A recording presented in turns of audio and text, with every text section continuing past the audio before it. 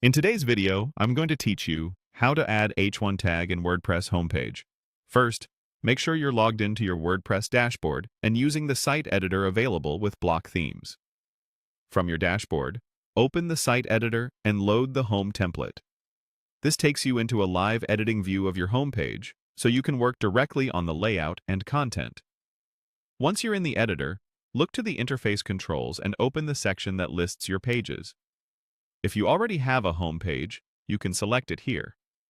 If you don't, add a new page from this screen. Give the page a clear title so you can recognize it later, then create it as a draft. This gives you a safe space to add your heading before publishing.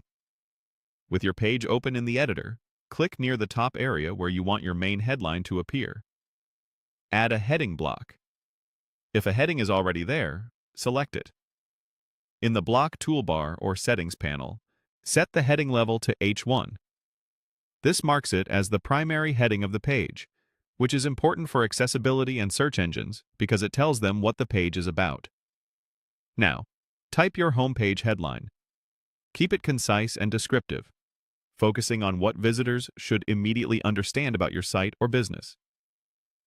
A good rule of thumb is to have only one H1 on a page to avoid confusing both readers and crawlers. Next, fine-tune the look of your H1. With the heading still selected, open the block settings panel. Under the color options, choose text to set the font color, and background if you want the H1 to sit on a contrasting color block. Keep readability in mind.